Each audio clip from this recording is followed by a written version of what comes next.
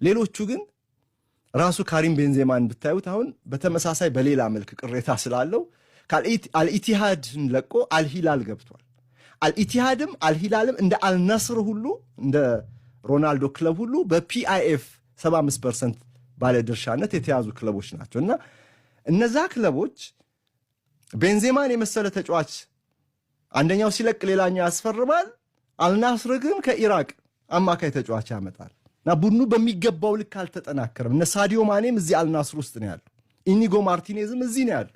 እነዚህ ተጫዋቾች አሁን ሮናልዶ ባልነበረበት ጨዋታ ላይ ተሰላፊዎች ነበሩ እና የሮናልዶ ጥያቄ የጥቅም ጥያቄ አይደለም፣ የገንዘብ ጥቅም ጥያቄ ሳይሆን የስፖርታዊ ጥቅም ጥያቄ ነው። በስፖርታዊ ጎኑ አልናስር ውጤታማ እንዲሆን ቡድናችን በበለጠ ከዚህ በላይ በተጫዋቾች በጥሩ ተጫዋቾች መጠናከር አለበት የሚል አቋም አለው።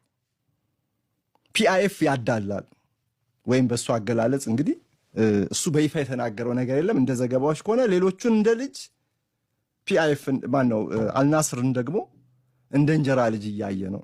እኩል ለአዳዲስ ተጫዋቾች ለጥሩ ተጫዋቾች ኢንቨስት መደረግ አለበት፣ አልናስር መጠናከር አለበት። ይሄን እያደረገ አይደለም። የክርስቲያኖ ቅሬታ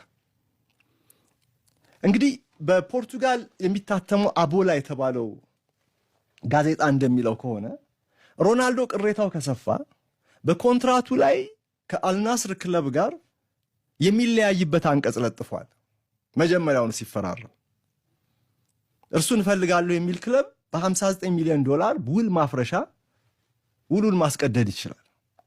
ሮናልዶ በአውሮፓም ይሁን በኤምኤልኤስ ሜጀር ሊግ ሶከርም ይሁን በሳውዲ አረቢያ የትም ልጫወት ግን ገና ነኝ ሲል ነበር። እጫወታለሁ እየተጫወቱ ቀጥላለሁ ሲል ነበር። በሳውዲ አረቢያ በኋላ ኮንትራቱ እንዲራዘምለት ተደረገ። ግን አሁን ኤምኤልኤስ ክለብ ከሮናልዶ ጋር ተነጋግሮ ተስማምቶ ሳውዲን እንዲለቅ ከፈለገ 59 ሚሊዮን ዶላር ለአልናስር ከፍሎ ውሉን ማስቀደድ ይችላል። የማይመስል ወሬ አለ እንዲያውም